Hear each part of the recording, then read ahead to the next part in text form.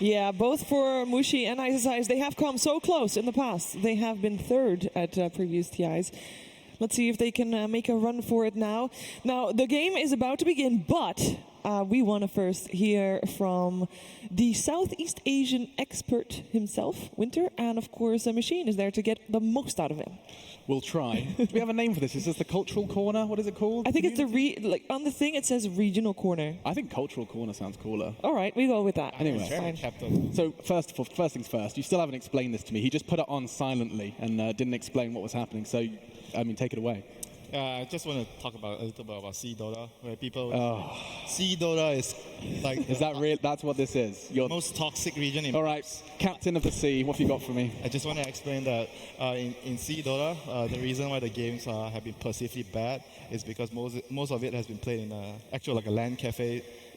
In a LAN cafe, there's always like kids. I'm over here, Winter. Yep. Hi. Hi. How are you? Yeah. Young kids like you playing in the LAN cafe, causing a lot That's of me. like, problems. They were yelling in the game, and people have always this perception that Sea Dota is like the worst kind of Dota in matchmaking. Right. Yeah. Sorry, dude. No, I get that. That's cool, man. Yeah. All right. No, so you're saying that basically it's what? Why? What does the LAN cafe have to do with anything? Because a lot of the kids go to the LAN cafe to play, and it creates a kind of environment where the C players like are mannered sometimes because the kids would yell. But kids everywhere yell. And I think it's not fair to just call it out on the C region. And I have to say, they do seem to like to laugh. There was some contagious laughter in both of those videos. It does seem to be kind of the atmosphere that you guys bring to the yeah, most of the players come up from LAN gaming, LAN cafe environment. They grow from there. We go there to hang out with friends. We try to play. We hang out throughout the night. It's something like going out for a drink, but we go out for Dota. So like SEA is much more community driven than perhaps other kind of communities. Yeah, possibly. Yeah, interesting. Well, that's just a little insight from the Sea Captain. We'll head back over to the panel because it sounds like it's game time.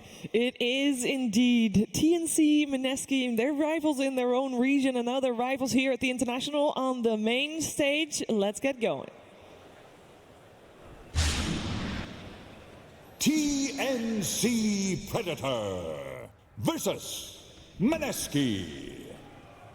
Game 1. Game 1 indeed of one, a best of one elimination. It is a tough one. We saw it with Serenity versus Fnatic. We're going to see it here with TNC versus Mineski. We are in the draft. Trent, talk to me about what this match means. It seems so fitting, doesn't it? It feels like Southeast Asia has to have been the toughest region in terms of qualifiers over the past 2 years. I feel like since the creation of Team Faceless, back when that first started, it's just like they were dominating all the time, and a team like TNC were struggling to get out. Of course, parts of Mineski were a part of that Faceless squad. Now they're on the Mineski team, kind of doing the same thing again throughout this year, battling with Fnatic, jostling for that top spot, going to lands. It was tough enough just to get out. Now, all three of them make their way to TI, and suddenly a best of one TNC have to take down this juggernaut of Mineski that have just trifled with them so many times. And let's remember, this was not by choice. These two teams are facing each other because the fifth place team picked another team in both cross matchups. So this is that means nobody wanted to face these teams. That is very true, and I honestly don't know if they wanted to face each other either, because I don't think they did. There's two ways of looking at this, right? One is we know each other very well, so we have information about each other, and the other one is we kind of like playing against teams that don't know us as well as we, because we have like a lot to gain from the secret strategies and the way our region plays. I think across this season, Mineski has had TNC's number more than the other way around. Yes. I'm not sure what the exact win rate is, but that is definitely something to keep in mind going into this. That could be a psychological advantage. We'll see. Yeah, March team, the openings here for both teams. We already have 4 picks in. What do you make of it? Well, I can clearly see that they're banning all the Undying counters, the Weaver, PL, and Mirana. Those three heroes are they're really good against Undying. And then they have Undying and Dark Willow. They're insane in team fights, and they're really hard to fight against. Yeah. But also TNC have Silencer that can kind of do well in the team fight, and I think the Silencer ulti matters a lot in the team fight so far now. Mm-hmm. It's also coming into play when it comes to those IO picks, which is still left in the pool right now, and could possibly be an option for TNC because you think about maybe that Gyrocopter still being in there too versus the Undying. We obviously saw how well it did versus the Phoenix Egg. There's a huge impact in those team fights. Like, you're able to focus down this extremely important objective while also destroying the rest of the team with that flat cannon damage. The natural synergy between these two supports on Mineski is actually really nice because Dark Willow playing together with Undying, they kind of like the same type of fights where you go to one place and you take the fight centered around that. So you put down the tombstone, and if the enemy team tries to go for the tombstone, it sets up for the easiest terrorize ever. You've set that up into brambles, and you've got yourself going really well. I think that silencer is going to be an absolute key of this game already after seeing only these 2 picks from each team, because you have to find a way of preventing this Dark Willow from basically breaking the fight up after the tombstone has come down. So I imagine we're going to see out of TNC a hero that can break that tombstone. As you mentioned, 3 good bans already on that account, but there are more left. And now Meepo's out. That's the 4th. That would have been good for it. Seems like they're targeting that really hard and want the Undying to be almost the centerpiece of their lineup. I do like how they have a lot of burst damage to go with that global silence too. So if that drops down on one of these fights, when they see this Undying and Dark Willow trying to set up, trying to look, like you want to be able to capitalize on that global silence before Dark Willow comes back. Assuming, like, she's going to have a hard time probably farming up. You're probably going to have to rush that Yule Scepter. And even then, that's not the best item against global silence. You just have to wait 2 seconds before you can do anything. There's one hero that really comes to mind for me for TNC that we might see later on in this, and that's the Sam H. Batrider, which is still available. It's a classic 1-2 with Silencer. You get a last one someone in your global to follow up. Currently, Batrider looks pretty good against both supports. So if the opportunity arises, I think Sam H. will not be hesitating to be grabbing that one. As far as Tiny goes, I want to say they mainly played on Tims and Armel, one of the teams that play a great position for Tiny, so keep an eye out for that. So one of the good hero Mineski tend to take here is the Race King. Race King is a really good combo with Dark Willow, and then it's good against Silencer because he doesn't really care about it. He can just run, and that's why he's banned. Just got banned. Yeah. Comes back to that same idea too, of just like controlling one area. Like if the Wraith King dies and you're waiting for that reincarnation, you can completely stop him from initiating on him. What I wanted to say was Race King is not good for TNC against Undying because he's strength 0, and then later on, like, you come back to reincarnation, there's a tombstone and stuff like that. Yeah. So from the way you guys are describing these 2 teams so far, it seems the focus is on the team fights. Because I know lanes are important, but you're all talking further than that. The mid game is when it's all going to go down. They've also managed, the supports that they've managed to get are also pretty decent in lane. Silencer especially is great, Undying is great. Dark Willow is good, given it has the right partner, which we still haven't seen picked up. But the thing that really stands out to me right now is that they get Tims on one of the heroes he's the best in the world on. This Earth Spirit is an absolute signature Tims hero.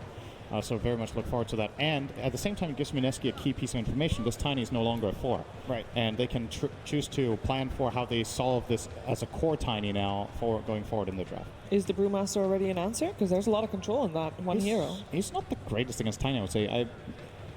All of Brew's spells on the Tiny get lowered by status resistance, including the Cyclone. So this one stands out to me a little bit as not a great counterpick to Tiny, but it fits what Mineski are trying to do, right? This is another big team fight hero around that tombstone. Maybe we're going to see them pull out the Moon Dragon Knight to follow through with this and go for a heavy 5-man. Yeah, the Earth Spirit's been very interesting so far throughout the group stages, and now we're moving into the main event. We're going to have them here too, but we talk about strong lanes over and over, and we also talk about a 2-1-2 in terms of like this 1v1 mid lane where there's not a lot of supports rotating, and Earth Spirit can still do that, but in its heyday, I mean, that was the whole deal. We basically had 2v2 mid, so if you want to run Earth Spirit now, it feels like you need extremely strong side lanes. Like you cannot slow down your cores at all. They have to be really good in the lane, and that's why now we're seeing a Tiny and a Clinks as possibilities for that. Mainly the Tiny seems like a great lane partner for the Earth Spirit. Do you think Spectre is a good hero for Mineski here? Because PL is not there against the Clinks, and then like they have all these team fights, but I think they still need a hard carry to utilize all this like early spaces 3 heroes give you, right? And you're kind of you're like just getting away with the Earth Spirit. You know, you're not really pressuring super strong into a lane, so you might be able to do something like a Spectre here. I would like to see minimum 1 hero from Mineski that deals structural damage. Else, I feel like when picking Undying and playing this hero in general, your goal is to use Tombstone effectively as a sieging tool or to take Roshan. And right now, Mineski have nothing in that way. They have the team fight, but their structural damage, sure, I mean, you've got the Brewmaster split, but I don't feel like you can really count that as a sieging tool, at least unless you specifically really build your line around it. Good call, though, March. Yeah, very nice. I still see a last pick for Moon. 2 of his classic heroes are Dragon Knight and Death Prophet. We've seen very little Death Prophet this tournament, and I don't think these matchups are that good, but honestly, the Dragon Knight still looks pretty appealing to me. He survives pretty well against Clinks, has the natural armor, can maybe in this game even build a hood against all the magic damage if he wants to, and frontline for his team. I agree with the structural damage, but what do you think about the Puck now against their team. Like Pugna is good in a way where later on he can life drain the Spectre so he can tank more damage from the Clint, or he can necrify the Spectre. And then from the TNC side, after the tiny combo, they don't have that much magic damage is what I feel. And then if you put the Tombstone down, if you put the Nether Ward down, and if you just slow siege, right? It wouldn't be really good for Mineski's side. I could see Pugna working. Playing around Silencer is a little bit awkward sometimes, and there's a secondary silence in the Earth Spirit, so you run the risk of having team fights where you don't even get to play your hero. But if you play a good positional game and you are the one setting up and the fight breaks out after you've put your ward down, you've already done half your job. So could be an option for Moon as well. Now that the Dragon Knight got banned out, I'm mainly looking at Pugna and Death Prophet.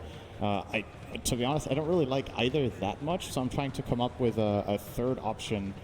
But it's not really coming to me right now. Does Armel play the Broodmother? Because they don't really have a good hero against Broodmother. Oh, Brood would be nice. Armel plays a lot of TA, Storm, DK, Timbersaw, but he has not played Brood. By the way, this is also the first Tiny they've picked this entire tournament. Really? Yes. That's very surprising. Has he been banned against them a lot? I do not It's know. one of Tim's trademarks, but yeah. Storm looks fantastic for TNC. It is really, really good this game. There's no reliable lockdown whatsoever. All they have is Brambles and Terrorize.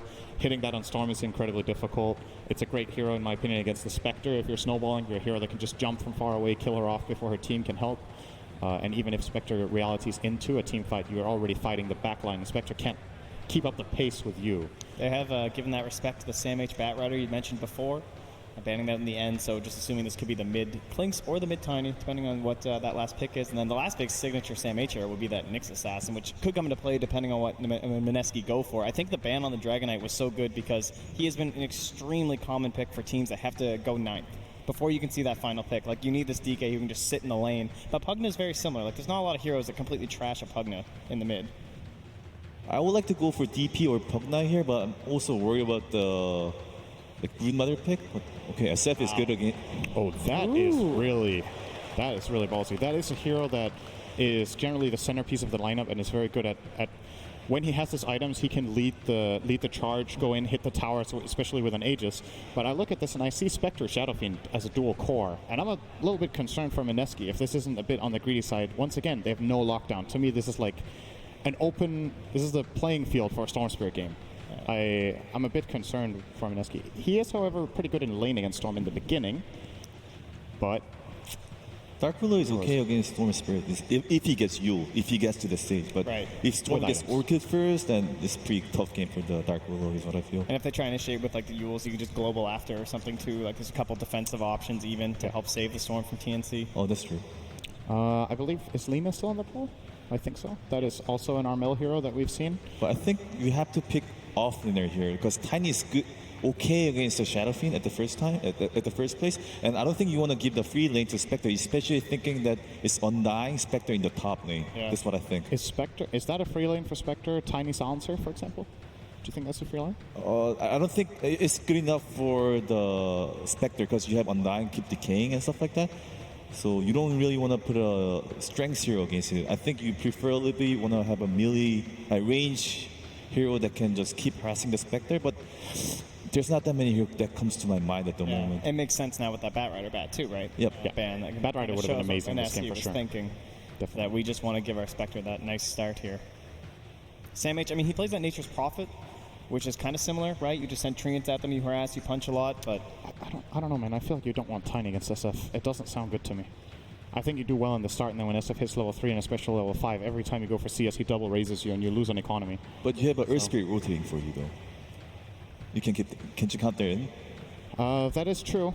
There is always the wild card of the Earth Spirit, so gonna have to wait and see.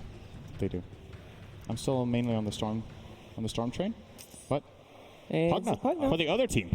All right. Well, what do you know? He found his way. Okay. What do we make of it? Curious to see who picks up what. It will be Armel on the Tiny, so that will indeed be the mid. So that's going to be our pressuring hero then, as we'll have a Pugna up there throwing some Nether Blast at the Spectre.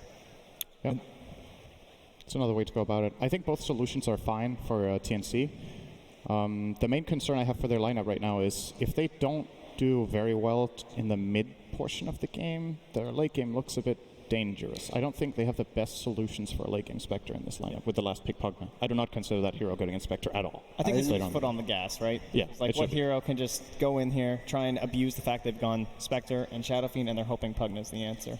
Pugna can harass the Spectre, but I spam a lot of Pugna in pub games, but the heroes that I don't like playing when I play Pugna against is the Panda for sure, and Spectre. Those two heroes are extremely good against Pugna. Right. That's what I think. They can just kind of run you down, like any sort of good chase against a Pugna, like where you're trying to kind of come in and out of the fight, put in some damage, run away, heal one of your cores, and that Brewmaster is going to be eyeing you down. He can dispel your decrep. He can just toss you up in the air if they want to focus down someone else.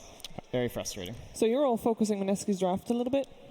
I feel like both drafts have weaknesses, and my main concern for Mineski is, do they manage to get Shadow Fiend and Spectre both a good game? If they do, I'm on their side. I think they will carry this game through to the victory. But if TNC get off to a good early 10 minutes, their lineup has a lot of heavy snowball potential. So a lot of, like you said, front of the gas, play fast, try to pressure Mineski out of the game. I think overall I like Mineski better. I feel like Moon's going to find that speed that he needs, able to get maybe like an earlier blink or some sort of item like that, maybe not necessarily all stats, and try and make those plays across the map. Seen him do it before. All right, well, let's find out what the coach of TNC has to say about the matter, because Casey is with 1437. That's right, guys. Hello, how are you feeling about how the draft went for you? I feel pretty good, but more importantly, the players feel really good, so I think that's what matters the most. I saw you hyping them up in there with one of these fist pumps. No, I don't get one. Thanks. It's super awkward. How important is it as a coach to make sure that you leave them with the best parting words to keep their energy up? I think it's really important that the players are in a good state of mind. If they're going to a game being worried, it's going to be very difficult. It's an uphill battle already, so I just want to give them the right mindset right before the game starts. And final question, I know that you and Mineski play against each other quite a bit. How much of that factors in to the drafting here at TI, or do you treat it as just something brand new as you're going in and you focus only on what you guys want? I think it's a little bit of both. We definitely focus just on what we want, but we also understand what they want as well. And I think they really know us well, so we really had to do something a little bit unexpected. Really insightful. Thank you so much. Now can I get one of these? Yeah. Yeah. All right. Thank you. Back to you guys. All right, and it looks like the game is on the way, so it is over to Capitalist and Blitz.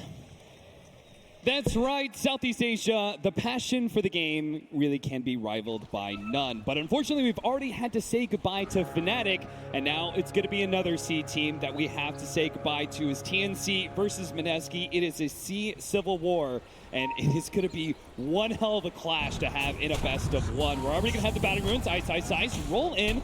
He's going to be able to take that Battering Rune, doesn't get hit by Tims, and might be able to get away. Tims trying to make his way around the brambles, caught a little bit, but it's just damage being traded back and forth as our Bounty Runes should be a 2 for 2.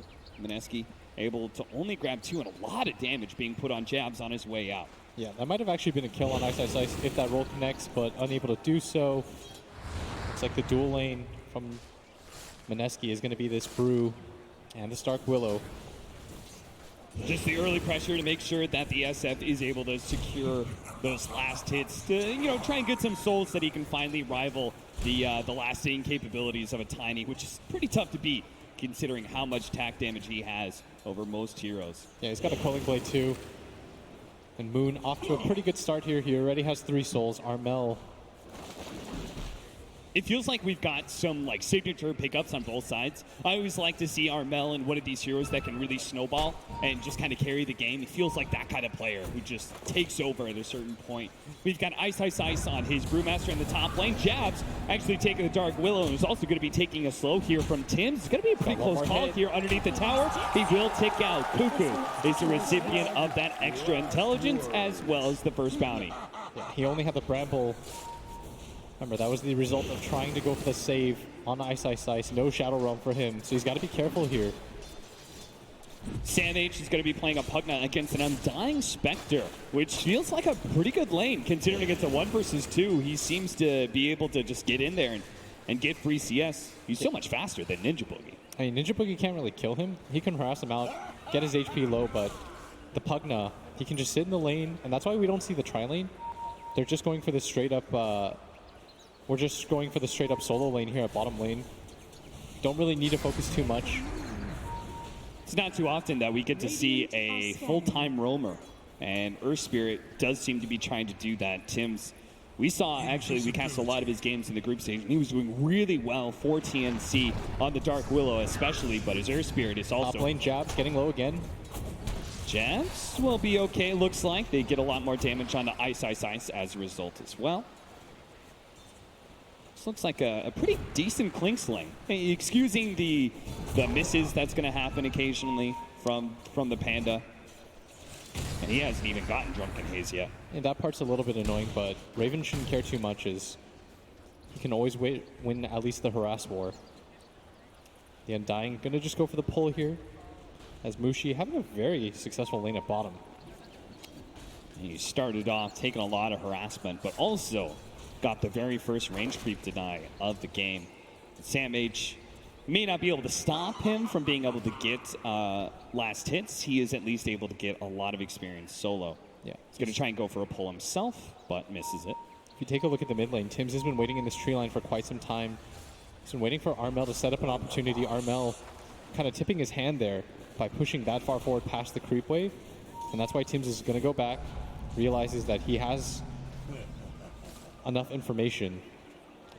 So instead, Tim's going to try and find more success in the bottom lane. And I guess with the way that Ninja Boogie has been pressing pretty far forward, maybe they can finally punish him a bit. Or at least give a little bit of stabilization to Sam H and his lane. The dagger comes out, it's just to be able to get the last hit onto the range creep rather than going for the hero pressure. Yeah, and Tim's so far unsuccessful with his rotations. Has been spotted in both lanes. And this board right here that Mineski has, it's going to spot the rotation from bottom to mid. And both the heroes that should be susceptible to ganks should be just fine here. So you're going to see that double damage pickup for Tim's. He's actually going to leave it out, it looks like, for Armel. The SF comes up into that high ground and is going to try and make a chase here for that double damage. It's going to be kind of interesting. Boom. Bottom lane, You gotta be careful. trying to get away from that dagger chase of Mushi. He's going to be taunting all the way. Tim's now just keeps on getting more damage on Moon. No 5-minute shrine available just yet, so he's going to try and loop around and get to the helping hands of Ninja Boogie. Gets the healing salve off. Tim's is going to go for the kick. He misses out. That means the healing salve is also going to be blocked as well. And that's just disastrous. Tim's may not be able to find a way out of this one. They're going to use the courier to be able to give them vision of Tim's, make sure he can't escape, and that'll be a second kill for the game. Ice from the top lane is going to go for Raven. Does manage to get a clap, but can't run away from Raven fast enough. And now Jabs is going to be in trouble as well. Jabs does have the Shadow Realm. Is going to pop it now. TNC will make sure they get that 5-minute bounty rune. So Mineski only left with one of them there. So TNC, 2 kills, 3 bounties. That's got to feel pretty good. Yeah, as long as they keep killing Ice, they don't really care if the Dark Willow is going to live in that situation. And although they did get the kill on the Earth Spirit, he wasted a lot of time and gave Armel a ton of space. If you just look at the CS difference right now, Tiny already up to 32 last hits. Shadow Fiend, even though you did get that kill, is not going to be happy about all that time that he missed in the mid lane. And no matter how many Wraith Bands he picks up, he just still can't really contest this Tiny, who's now level 6, when it comes to attack damage. So Armel is just going to be able to continue to keep that very large deny lead he has. And bottom lane is beginning to feel the pressure of a Pugna, who was solo half the time, and a siege creep push coming in as well. We see Armel place a ward for himself mid. Shouldn't be very susceptible to ganks though, as Moon starting to get really aggressive. There's the first raise. Not going to go for any more 6-minute runes. Jabs was trying to protect the top one, and it ends up being bottom. So Armel will be able to get that. Yeah, and the panel predicted that this mid lane was going to be rough for this Tiny, but already 13 CS up on the Shadow Fiend. Having a very good go of it as Mushi. It does seem like the lanes all around are not too bad for TNC. But I would say that Mineski certainly put a lot of emphasis on team fight, right? They've got this Undying, Brewmaster as well, these really big team fight heroes. Maybe we're going to see a similar situation in the last game where laning phase doesn't go so hot for one team, but they are able to make a bit of a comeback later just through the 5 versus 5. Sam H continues to just more or less free farm here. Can't really be contested, and this is the issue when you don't have kill lanes. Yeah. You're going to see them go up to the top lane instead with a Spectre, level 6. They're going to try and chase down Raven here.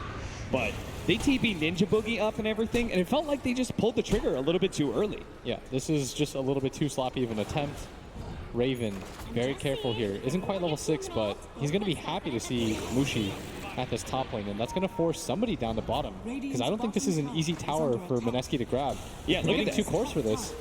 Raven still managed to pull the creep wave off the tower.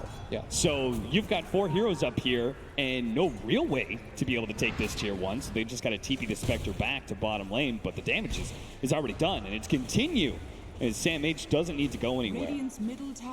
That kind of sloppy rotation is going to cost them, as that's almost 30 seconds of free farm for most of the lanes. It didn't even slow down Raven because Cuckoo was able to get the pull off onto the tower, like you said. Mushi, he said that he had unfinished business with that Aegis, and having this kind of start has got to give him some worry. Fortunately, he's one of the old dogs of C, him and Ice, putting this team together, as they said, after kind of the losers of the qualifiers from last year. They put together what is kind of an all-star lineup. They're facing up against TNC, which has just been this all-Filipino squad that has been together, this main core group, for quite some time, and has seen a good amount of success. They won't want to go out early in the very first round. Whoever wins this will be the last C team remaining. You're going to represent all the hopes. And that is a lot of pressure, considering how many fans are in that Southeast Asian region, all trying to back you. The smoke could be a successful gank on the moon. That would be a massive pickup if they could get it, but they are a little low on damage between the two of them, neither one being level 6 just yet. Trying to connect to Armel here. Armel posturing forward. Leading with the Arcane Curse. They're going to run into Ninja Boogie. Nice kick up, though. It does manage to hit Moon, and they're just going to be able to pop the Undying. But will they get out? TP out from Armel is pretty smart. And he'll just get back to his tower area. It doesn't even go back to the fountain. So this is just straight up good efficiency from the team. Meanwhile, Sam H trying to go for the Dark Will be able to get him with the Life Drain. Can't shuttle Realm away from that one, and might be able to fight Mushi as well. Trying to make sure he doesn't get snagged on the Brambles. Tims is going to lend a helping hand. In fact, he's going to chase out the Spectre. But, spotted him for a moment, does manage to get the kick. Mushi's going to have to get another dagger away. Almost hitting Sam H. He gets in the trees, will try and TP out. He will be successful. There's just no more damage to follow that up. Still, all these rotations so far from Mineski can't feel very good. You rotated Ice in the mid to try to start a fight. Wasn't able to do so. He's now going to grab his level 6. But it's going to be an early 3K gold lead for TNC. And with that early safe lane tower going down, TNC control a larger part of the map. And you can see Raven, he gets his bounty rune, which he does. That'll be 3 out of 4 once again for TNC. These start to add up, and now Tim's probably should get the XP mid. If you're tiny, you can just farm these stacks. You can go around in the jungle. This is the benefit of taking this early safe lane tower. And that all stems from the fact that Mushi made that rotation at top lane. It gave Pugna plenty of time to just push in. Right. If they actually set up that gank a little bit better, they kill somebody, yes, then maybe they even up the pressure. Maybe they take that tier 1 and trade it off with the Pugna. But again, everybody on the main stage is just going to be a little bit jumpy. Top 3 net worth, all in the favor of TNC right now. Good start to their laning phase, but they gotta keep a good control of this game because it is a Mushi Spectre, and you do not want to let that go into the late game. So that's why, as a team, they're going to pressure that mid-tier 1 tower. Blitz, you've repeatedly said how much value this tower holds when it comes to being able to control the map and control farm areas. Jump in from Tims, does manage to get a 2-man stun. Following that up is going to be Cuckoo's Silencer, but that is not much of a threat. And that's why Mineski just keep on going here. Planning to take the tier 1, finally do, and will TP out to make sure that they don't get cut off by anybody from the side of TNC. But TNC, Sam H and Raven, they just keep on going together. They are the 2 primary tower pushers. They are making short work of some of these objectives, but now maybe they've overextended themselves. Sam H is not going to be able to keep out the global silence. Nice play from Cuckoo. Managed to get it after the Brewmaster ultimate was used. Tims, Jab's going to go for a solo kill here. He does have the level 6. Just going to try and use the Shadow Realm to get a good amount of damage onto Tims, but decides to give up on it. He's out of mana, and now Jab's going to get gone on here. Tim's missing out on the roll, does have his ultimate, so even if he's lacking a little bit in HP, Jabs does get hit by it. Tim just needs to maintain damage here. The Spectre's actually going to come in, try and help out Jabs. Tim's going to try and make a one-for-one trade-off, and it's close. Jabs will take out eventually. Yeah, for Mushi, being up here, not too bad. Probably Good wants to area play on this farm. side. Yeah, anyways. Yeah. They've taken the tower. A bit problematic that they don't have any deep vision, so he can't spot any rotations, and that's just going to send him back. And that's the problem, I guess, with that rotation is even though you want to be up there, Mineski, their supports have just been kind of run ragged, so they can't ever get vision on that top side. So what do you think they need to do to kind of recuperate that? Is it time to make a smoke rotation? I mean, it feels bad without having the Brewmaster ultimate. Yeah, you don't really have any items yet. You should wait for the Shadow Blade. This is part of the problem with their lineup is they've got two cores that don't really do anything. Their third core heavily relies on getting the Blink Dagger. That's why we're seeing him skip boots, really any sort of side items aside from the Magic Stick, and he's going straight for the Blink Dagger because I think Ice has realized we have a Shadow Fiend Spectre. Neither of those heroes can really create space for each other. All they do is eat space. And you're playing against a Klinks who can play very active, a Tiny, a Pugna. All three of these cores are killers.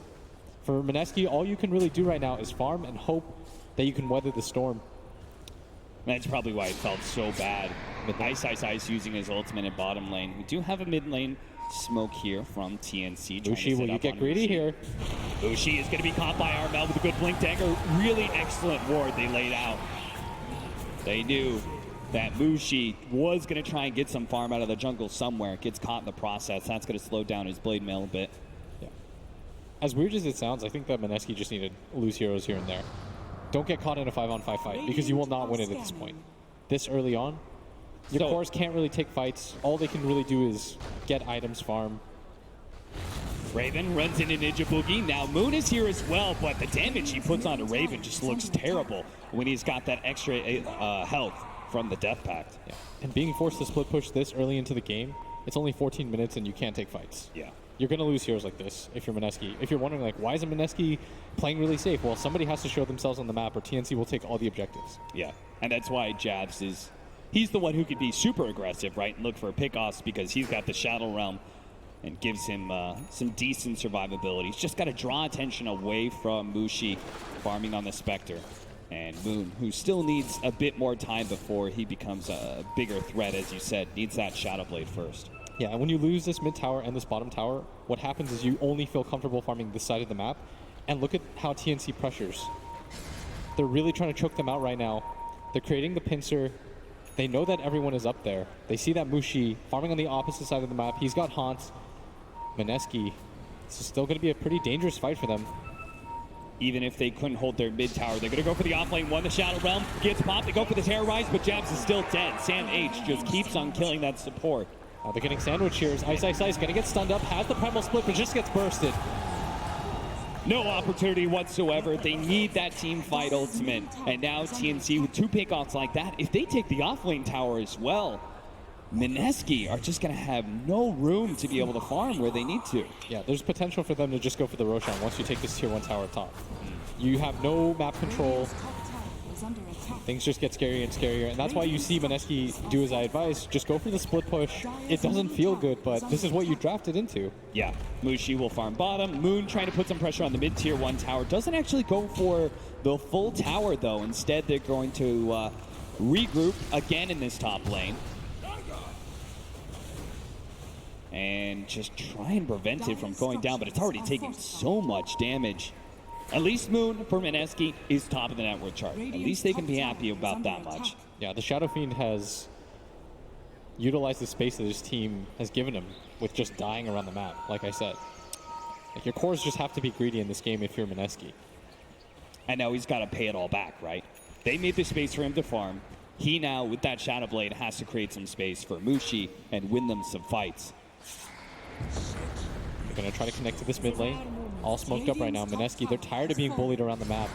They're going to be able to find Tim's here. Can't really roll away. Just too many heroes jump on him too quickly. And that will set them up to finish up this mid-tier 1 tower as well. So a 5k gold lead now trickles down to 4,000 gold. I really like that maneuver. They realize they can't go into straight 5-on-5 fights, but being able to pick off Tim's, grab that tower, that's going to alleviate some of the pressure. And meanwhile, Mushi's made very smart movements around the map. He hasn't been caught out. This is going to allow him to farm, slowly get back into the game as... Wow, you can actually see from the Dota Plus win probability, it's actually favoring Mineski right now. And in large part because of the fact their lineup scaled so well into the late game. They're supposed to get bullied right now. They just kind of have to persevere through this tough part of the game. But I personally feel like TNC has ramped up so much momentum early on, and it's just going to keep rolling. And it depends on what you do with the space that you've created for yourself as TNC. You want to continue to put as much pressure as you can. I'd imagine they just go for a smoke immediately. They want to be able to take 5-on-5 fights. And what Mineski want to do is split farm, don't let any two cores show on the same side, protect Mushi at all costs. And that's why you see Jabs in this jungle area. They're always going to send one support to kind of tank these smokes, and that'll be okay. Yeah. Unfortunately for him, he is dealing with some AoE stuns. Look at this. They're going to run into Jabs, but this is a somewhat okay death just because you're not going to lose a core for this. Managed to get the Shadow Realm off. Tries to go for the Terrorize, instead is silenced. Now, a little bit more time. Oh, Armel, he actually finds the initiation inside the river. They catch Ninja Boogie as well. This is supposed to be a gimme, but Mineski chose to fight instead. With a buyback coming out from Jabs, they're going to try and take this one. They manage to get on top of the Spectre there, stopping the TP out from Raven with the Brewmaster ultimate. They catch up to him, and it looks like this is TNC. They give up on the Clinks. It was an okay fight to start, but once the buybacks came in and the Spectre was managed to just get on top of the Clinks, things changed a lot, and TNC decided not to re-engage.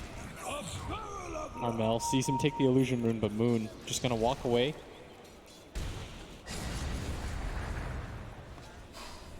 This, the Shadow Fiend, I mean, he went from picking up a Shadow Blade. They made that maneuver in mid, got the pick off, got the tower. Now they just got a decent fight there in the top lane as well. And he's closing in on the BKB. That's got to be a bit worrisome for TNC. Yeah, TNC have this 3K gold lead, and it's because they couldn't, they were able to take all the tier 1s. They can take whatever fights they want, but Mineski's being very smart now. They're showing 1 or 2 heroes on the map. You go for those heroes, you just run at them. Jabs is there to tank the gank. And TNC's, they're not really parlaying it into anything else. Yeah. Because the objective is, let's find a kill, turn that into a tower or an objective, and just continue the momentum. But they haven't really been able to do so. That's where they're headed towards this bottom area. Do you think they're kind of rectifying the mistake they made from earlier? They need to go to this bottom lane, which is just an easier objective to take. Yeah, I think going for that top lane is kind of pointless, because you're not going to turn that into a tier 2. And you're most likely not going to be able to get Roshan either, unless Mineski just completely feeds 5-on-5.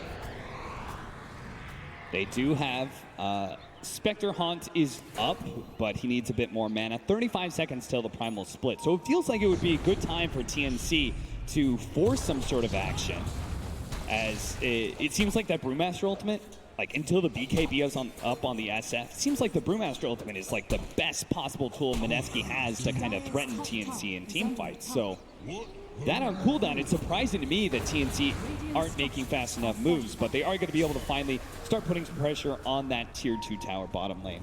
I mean, they've got a Pugna, a Clinks, and a Tiny, and they're playing a little bit more passive than they should. I feel like tower should be easy for them to get. It's 20 minutes into the game. The Shadow Fiend doesn't have BKB. Well, now he does. He just finishes it up. That's a very good timing for Moon. But before that point, I felt like there was no way for Shadow Fiend to be able to take that 5-on-5. You drop sentries, you have global. He can't really get his ulti off in that position. Your Pugna is very strong. But instead, TNC being pretty passive, and I think this is a mistake. Mineski, their greed isn't going to go punished. They do go a Mjolnir build for Raven. He's, or rather, Maelstrom. He's got that kind of farming power, so at least he'll kind of be able to keep pace with the SF. You can see he's over 2,000 gold ahead of any of the other cores. This top lane Jabs get silenced. They are going to be able to jump on top of him with Armel. Those two are the big banes of this this Willow. The AoE stuns and silences just make it real tough to be able to play this hero. Armel now going to work on this top lane. Everyone on TNC trying to pick up BKBs before the next fight.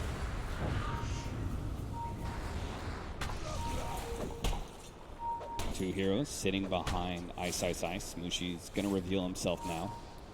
Once the farm, and Ice going for the Hannah Midas. What do you think that is, as opposed to like another team fighting item? I think he needs to be able to recover his game a little bit more.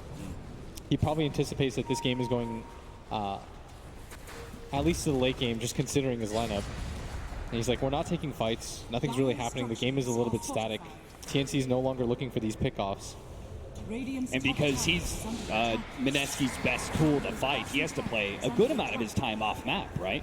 Yeah. Just means that you're naturally going to fall a little bit behind. Mineski gonna force the rotations back. TNC not committing for this tier 2 tower. Tim's is going to roll onto this. They're going to try and take it. The BKB instantly goes out from Moon. And if anything, Kuku he completed that TP, and he's going to get dusted up. Fortunately, he does manage to get to the side. Mineski just don't feel comfortable with this. They say a pick off in a tower. Let's not be too greedy here. Obviously, TNC wanted to take a fight. Execution was maybe a little bit questionable. Yeah, now they're just getting run ragged around the map. Mineski are playing this beautifully. I thought there was going to be a time period where TNC just takes advantage of the fact that they've got 2 pushers, just starts hitting towers, but they got so gun-shy all of a sudden. Yeah, 23 minutes in, like they had all the towers, the tier 1s, by like 10 minutes or something. And now we're sitting at 23 minutes, and there's no tier 2s dead yet. We'll see how the Spectre Shadow Fiend continue to scale. As I'd imagine that Moon goes for the Hex. That's been a pretty common build lately. After the BKB, it allows you to continue to scale. It gives you your own sort of catch and team fight on Shadow Fiend. It scales really nicely with the 40% CD reduction. Oh, that big level 25 talent. Fortunately for TNC, the Spectre felt like Mushi kind of had to go for a more combat-ready build, so he went for the early Blade Mail phase boots and is now going to go for a Manta. So we're not going to see like that really big power spike and a Radiance being picked up anytime soon, which I guess is to TNC's benefit. Yeah. I mean, there's 2 things about TNC's lineup. If they win a team fight, they're going to take your towers really quickly. Like, going high ground is not an issue for them. And the other part is that they have a lot of control on the side of their cores, potentially. Like, this Klinks will eventually go for a Hex of his own. Armel can play very fast with his Blink Dagger and Shadow Blade. Catch is not that big of an issue for them. It's how do you hold that? Look at that. They made it out. The sentry there threw down a quick kill onto Ninja Boogie. Now, he gets the vision of the ward. I don't know. Would you take that trade? A ward for support? Probably not. So you feel better about Mineski's trade-off? I mean, Mineski, I don't know. That vision probably doesn't matter too much. The Undying is still 270 gold. Especially since TNC did not actually push for any objectives after that. But, yeah, you're right. Gold is a pretty decent chunk of change there for Raven, who is needs his BKB so he can kind of match the SF.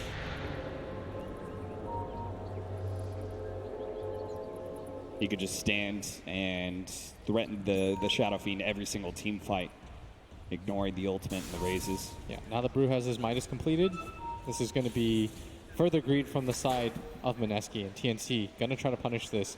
They really need to find a team fight. 5-man smoke up from Mineski. A 4-man from TNC with Blanks who can go and visit any time now. Looks like they're all going to be heading to the same area, and they're going to run into each other in the river. Now, Ice managed to get off the ultimate. Great stun from Tims in the follow-up. They just blow him down. Now it's going to be the global silence, so Mineski quick to retreat.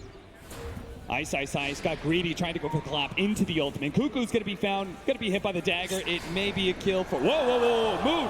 You got to finish up that kill. He gets 4-staffed away. Oh, man, that's a mistake. Moon's kicking himself for missing out on that freebie. And Mineski, 2 crucial errors there. They don't get the kill on the silencer, and more importantly, Ice tries to get the clap into the split, but that is way too greedy. Yeah. This is a TI, best teams in the world. Of course they're going to get the global silence off. And again, maybe that's where the hand of Midas, that is one thing. The BKB is really value against all this control that TNC has. V continues to be denied being able to pop his primal split. He may look back on this Hannah Midas choice and say, that should have been my build towards a BKB. Mineski going for the Roshan because there's no global silence. Wow, this is a pretty bold move. If they get away with it, it'll pay off big. Yeah. As it'll deter TNC from further fights. And TNC has already been so gun-shy lately. They see an Aegis on Mineski's hands. They may just give up on pushing any towers. Raven is so far away. He's on the opposite side of the map. They circle around the area. They roughly know what's going on as Mushi. They are going to be able to find the Dark Willow. Armel pops him real quickly, but with the sound of the Roshan falling, TNC back up. Pugna's going to try and run to bottom lane where there was a decent push going, but Spectre is already getting in front of that. So Mushi will find even more farm. Finish up that Manta, has another 1,500 gold.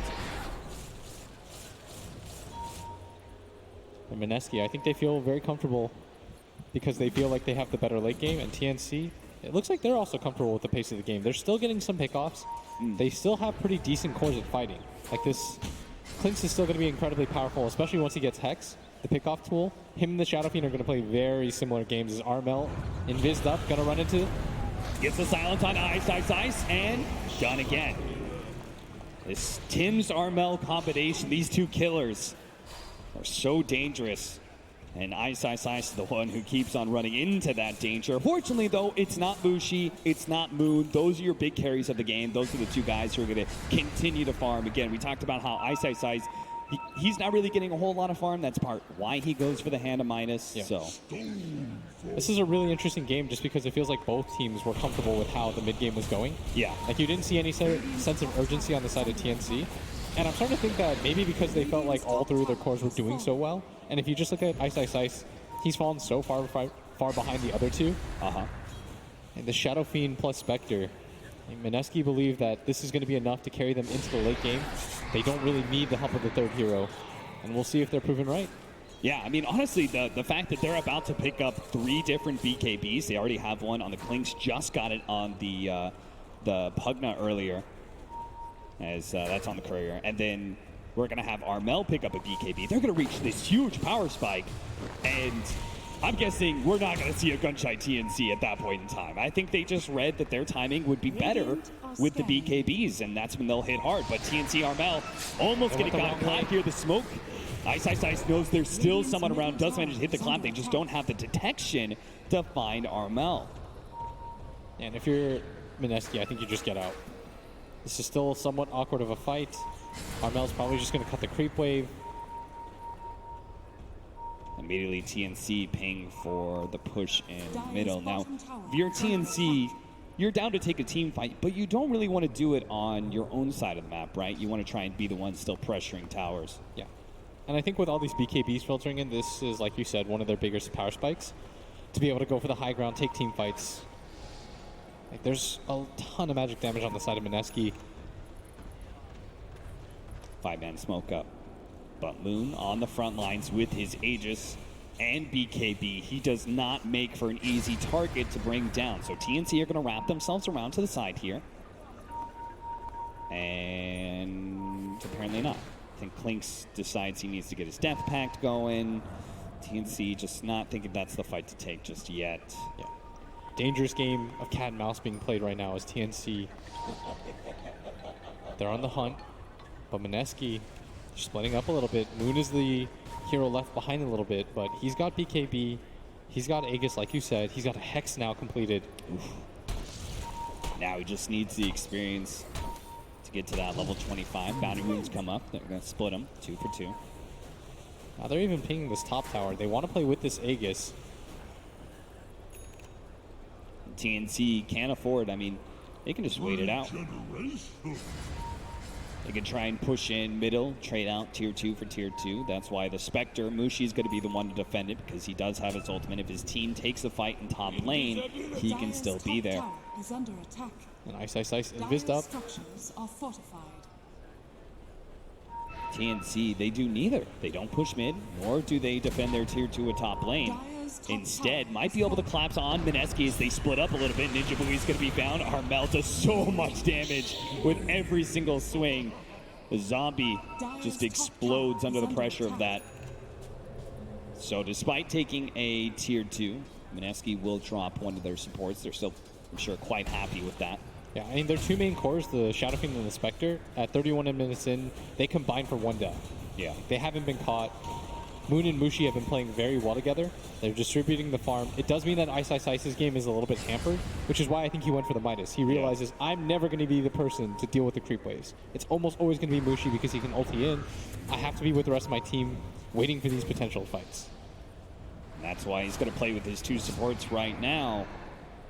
In this high ground area that TNC is going to try and invade. Now the sentry's already laid in place, so they are going to be able to see these heroes invading. Ice blinks in, gets off the gold, but no global silence this time around. Gets the stun out of Tim's. Armel does manage to blow up the start there. The Undying already going down, but TNC want to be able to pursue for more. They're just a little bit scared. All 3 cores are kind of clumped up right now. With the Brewmaster ultimate about to wear out, that Primal Split is going to go down soon. Armel just needs to be able to get away from Hex, but he's already been side-devised up. Terrorized, Jab's going to turn around, trying to get the stun onto Armel. Raven's going to challenge Moon, BKB for BKB, and then go up into the high ground, joining the rest of his team to finish off the Dark Willow. Still triple BKB popped by TNC. A little bit of life drain, more damage on Mushi. TNC not feeling great about the pickoffs that he got. It was just 2 supports. Want more, that's why they'll have the tier 2 objective. Yeah. And that's all the tier 2 towers down.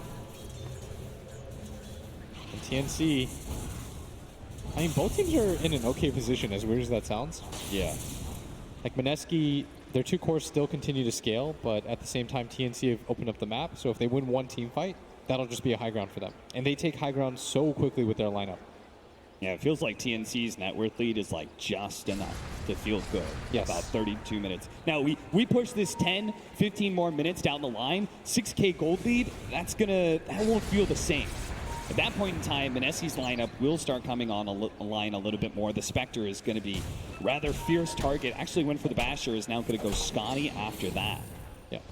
Interesting build. Armel trying to find Ice, but whiffs the Avalanche. May still be able to catch this Brewmaster. Hiding in the trees. Another miss, but Tim's does manage to hit the silence here. But Ice is just trying to buy some time to be able to get the blink away, but just can't get the distance. Now the 2 heroes are on top of him.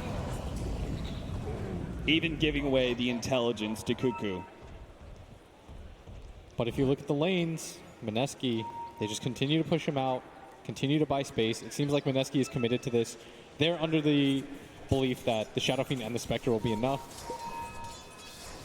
And Dota buff, it just keeps on going up for Mineski. Is the game. It has little to do, I think, with the net worth and how that has grown for TNC, and entirely to do with the time. I think it anticipates that Spectre at this phase of the game, if he hasn't been pressured enough, is most likely going to win. Yeah. But I feel like TNC's lineup is not bad at this. I don't know. I keep flip-flopping because I'm not really sure. I can see how TNC will win this game pretty easily. And you could see the teams themselves believe that they're still at a good spot. The way they're playing, seems to be very little panic in TNC. They're not trying to force things too hard. The 500 health talent, though, is a big upgrade for the Spectre, and that's just the first step. Armel, we do manage to get a bit of a scan nod there. Yeah, Raven's about to complete his Hex pretty soon. That's going to be a very good way to jump on the Spectre's start. Here comes Mineski, leading off with Moon first, Jab second. I mean, they think that Roshan could potentially spawn. That's why they're going for this. Ice leads the way. They manage to get the side device. Instantly, Spectre pops the ultimate to Terrorize, trying to get the chain stun, but the Global Sound stops it, so Raven will be able to shadow walk away. Spectre goes for Tim's instead, tries to get in front of him, he does. Good play by Mushi, gets in front of Tim's, but still Armel, he came into the backline, blew the BKB, already killed the Undying. Now the Terrorize goes out, doesn't actually hit anything there. Spectre is still relatively healthy though and can keep chasing down these heroes. That's where you're going to see Tim's fall with the Dark Willow, as well as the Primal Split Pandas. Armel slowed down by the dagger here. He's just going to keep on tornadoing people, holding them in place. Cuckoo does manage to TP back though, but Ice, maybe he's a little bit too far forward. Raven's damage is still immense, and he had the BKB. He held it the entire team fight. He trusted the Global Silence to bail him out earlier, and turns it on now to be able to get 2 kills. Awkward engagement for Mineski. After the Brew split ends, they don't really have the disable on their team. That is the issue with their lineup is once the Brew split goes down, their team fight becomes very limited. And they're relying on a Spectre who didn't go for the typical Radiance build, so his scaling is still going to be a little bit awkward. Yeah. It is funny how they just keep on running away from the Brewmaster Primal Split every single time it's popped, because besides the tornado and the stun that comes from it, there's no actual real good follow-up there from Mineski. They don't really have a good hard stun to get in there and control a bunch of heroes. The best they got is actually Brambles and Terrorize, but making the enemy heroes run away from you. I mean, not exactly what you want. What's even more important than having these late game heroes is the ability to put out your damage. Yeah. And how easy that is. And for TNC, their heroes can play back and forth. They've got Blinks, they've got Shadow Blades, they've got Invis. It's a lot easier for them to just engage and disengage. Whereas for Mineski, once you commit with the Primal Split, that's it. You've committed. You use your haunt. You have to win the team fight in that span of time. Once that passes, your window of opportunity is just entirely closed. And that's what I think TNC has realized, because yes, you're playing against a Spectre, yes, you're playing against a Shadow Fiend, but it's much easier for them to get their damage off. Tim's trying to go for the D ward here. Is going to be forced down. Double force down. Tries to get away. Stuns up himself as well as Armel. Jab's going to be able to get the counter detection out there to be able to control these heroes. Tim's going to be the first to fall. Armel with his BKB still trying to keep his distance away from Mineski. They do finally manage to catch him. They're going to turn around and try and go for the Spectre. Spectre receiving a lot of healing. Mushi pops the Manta, daggers up in the high ground, and will just barely be able to escape. BKB activated by Raven, though. He's a little bit scared of taking this fight further. It looks like Armel's going to be the one left out to dry here as they do have the Scythe of Ice. Do they have a reveal? They don't have any more. Armel in his second use of the Shadow Blade in the team fight allows him to live. So again, we just trade off supports. Everyone gets low. Everyone is close to dying, but both teams in the end decide not to fight further. Yeah, and Mushi being able to live there barely gets away. If he goes down, heavy team fight win for TNC. As Roshan is up, I'd imagine that both teams are eyeing that objective because the Aegis and the Cheese could be what pushes things. It's TNC, they're going to walk in, they know it's up, and they're going to go for it. They have so much physical damage. Look at the response, Mineski. Look at the Dark Willow. He's going to be able to get a really good Brambles in with the AoE control as well. Raven runs away from Sam H. Good call by him, making sure not to get too many Curse Crown stuns. And Mineski might go for it themselves. They see that it's about half HP, won't feel comfortable. It's TNC. Still going to stay in the area, both teams. 20 health regen for the Clinks, so he wants to make sure that he's always healthy in order to take these fights rather than the extra bit of range. I think it's to be able to survive the Spectre Hunt too.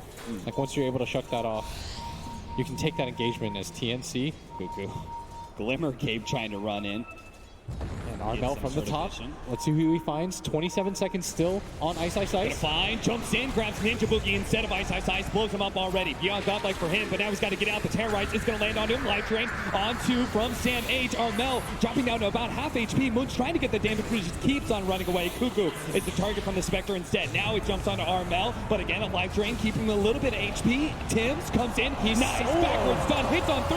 Raven's going to get in the middle of the mix, popping his BKB. The Spectre finally goes down thanks to Sam H. while Raven hunting Moon. Moon hiding inside that jungle area, but Raven knows. He knows exactly where he is.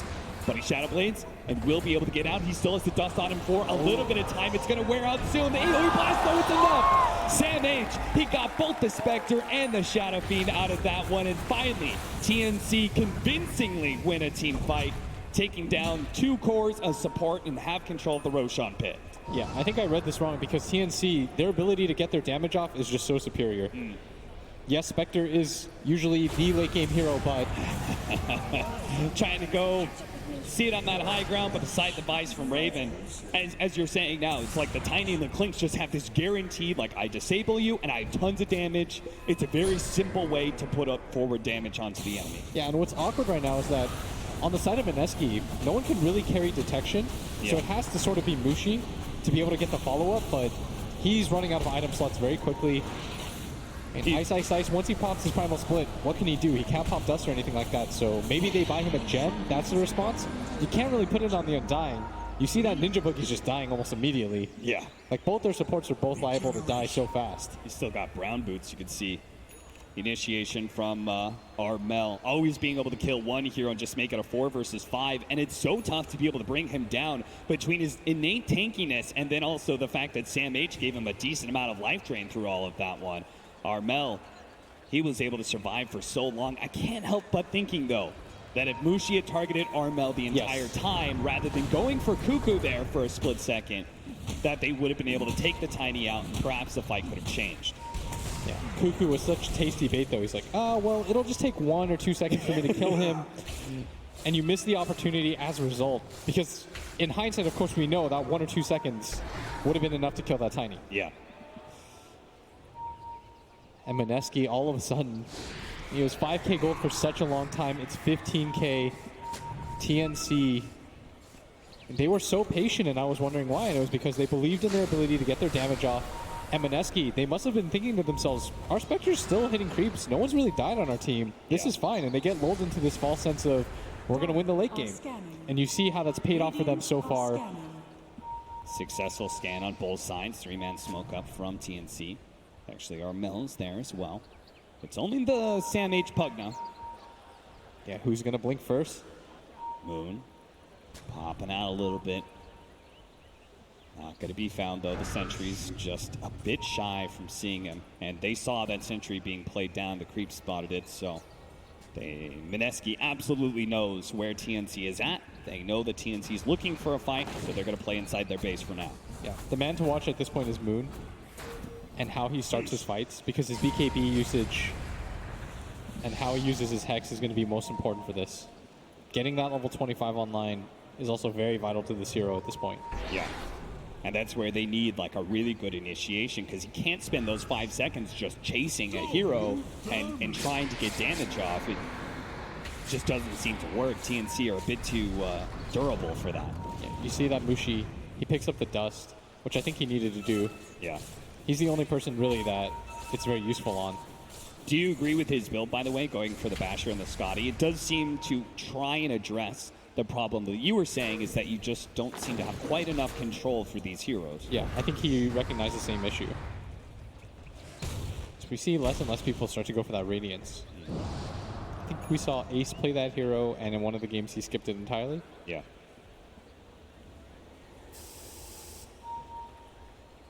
"43 minutes in, 15,000 gold lead for TNC. Things are looking good, but the hardest tribulation is still ahead. Pushing into the high ground against a team that certainly has great late game and can come back. You don't want to throw 5,000, 10,000 gold away on a failed high ground push. So TNC are just looking to control things right now.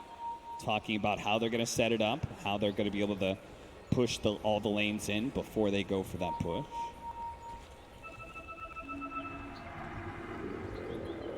Picking the top lane, they make sure, okay, got to make sure we catch all these creep waves first.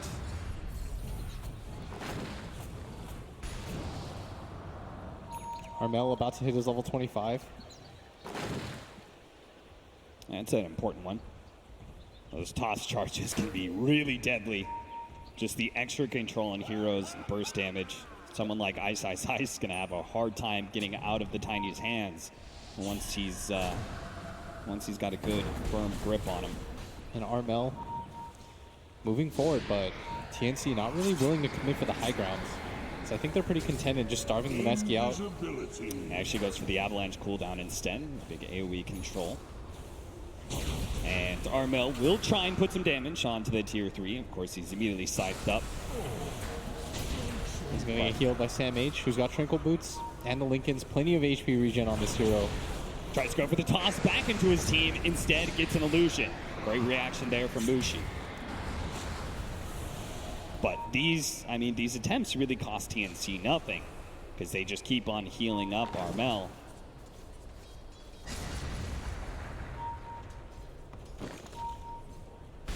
They're pinging towards that bottom lane. They want somebody to deal with that before it becomes an issue, and Mineski, they're reading that. They know that somebody wants to be around that area as Cuckoo. Gonna pick up the first bounty rune, and he's gonna maybe walk up high ground. He should see Moon here. He is trying so hard to run away. Moon not willing to go into that high ground area. Not really sure what that holds for him. They found a double damage rune. The scan successfully spots Mineski in their pursuit into the high ground. So Cuckoo gets back, and Armel, you know, both him and Sam H are immediately going to start going for those tier 3s. So Mineski, their plans have been foiled. And the punishment is their tier 3 now going down to about half HP. Coming in from behind with the double damage. This is going to be chaos. He's going to be able to get to the back line. He's going to be able to take out the Pugna first. Brewmaster gets in there, man. Everyone's got multiple heroes. TNC, they're down on 3. Armel's going to be in next up. There goes the dust pop. They don't get the dagger on him, but they do manage to keep damage to prevent him from being able to get out. He managed to get an avalanche in. Ninja Boogie will die as a result, but it pops a tombstone, which will just be another tool to chase down Armel. That's 4 dead from TNC. What a beautiful setup there, using that double damage and the TP around, managing to get behind and take out Sam H, who's been a problem. Every single time they've gone for these fights, they've been hitting Armel first. Did they not have vision in that top area to see the Shrine TP? No. Oh. That is a significant mistake, or maybe they just didn't notice. That's Cuckoo at bottom. Gonna get got on here as Jabs pops the ulti. This might just be 5, and indeed it is, and now the gold lead just at 10k. Oh, Mineski are feeling themselves now. They've killed 4, tipping Cuckoo as they get the pick off, and that's going to be tier 2, maybe tier 3s. We'll see. TNC, how many buybacks? Starting with Armel. That's going to be so much gold down. I think they want to wait on the other 2 heroes. The core spawning in under 20 seconds, but Silence are going to buy back. The gold lead being further cut in half. 7,000 is the number. Glyph buys them a good amount of time, and it seems like Mineski do not feel good enough about taking that tier 3. But still, I mean, this is the first time they've been outside their own base in a while. Yeah, and they made such a game-winning play there. Going for the DD Shadow Fiend, TPing in from behind. They sandwiched them completely. The Hex on a SamH. They have no vision on that high ground area. You can see, like, Armel's trying to deal with the Tombstone, and boom, SamH just instantly dead. As soon as Moon reveals himself, goes to the Scythe and just brings him down with a double damage. And as soon as you dealt with a lot of the support cast of TNC, Armel is really not that threatening anymore. Yeah. Armel is threatening when he's starting the fight, and you kind of almost have to focus on him. But when he's the last one left alive, he is not a threat whatsoever. And Mineski injecting some life into this game.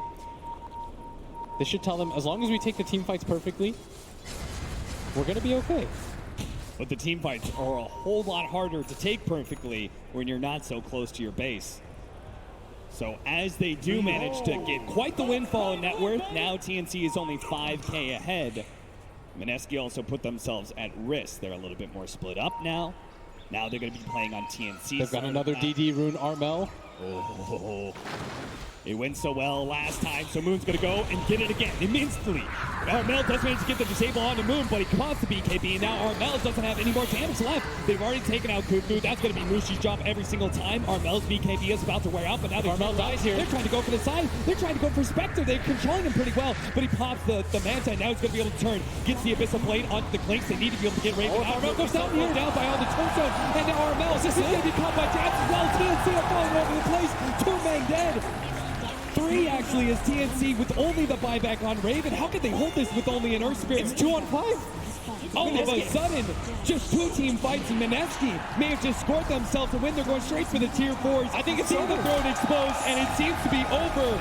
Temptress comes in, instantly gets side the fight. No damage comes out whatsoever. Instant buyback, they do manage to take out Jabs. But Raven by himself, trying to take on Mushi, who's just so much HP. They can't really stop the throne from going down. They poke at Mushi bit by bit. He gets a Abyssal Blade up. Now control, take away. That's going to be able to buy maybe Raven a little bit of time. He's trying to get back to the fountain, but the rest of the team will finish off the throne. Mineski come back and survive through the International. They only won 2 team fights, and it was the only 2 team fights that mattered in the game. Yes. 2 team fights, but that's all you need if you're Mineski to be able to secure a win and knock out TNC. 18-30 was the score. They wiped them twice. At some point it was like 8-28. And all that mattered was those 2 pickoffs.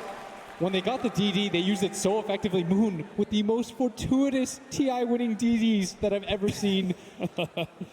And they took full advantage of it. I mean, they did not, like, the fact that they saw that double damage rune, that's a blessing, but they used it perfectly, right? The way he was able to come in from behind in those fights, honestly, very impressive. The patience from Mineski, the just being able to hold out for that long, and then being able to just finally find those 2 team fights. Really well done by them. I feel like when you're down 15K, you're losing team fight after team fight. It's really easy to mentally quit in that type of game. Yeah. You're losing fights, you're seeing things crumbling, they're at your door, and you still figure out ways to win. That is a sick way to play Dota. So Mineski, mentally they hold strong, do manage to eliminate TNC, and they will be the last C hope for the International as we head back to the desk.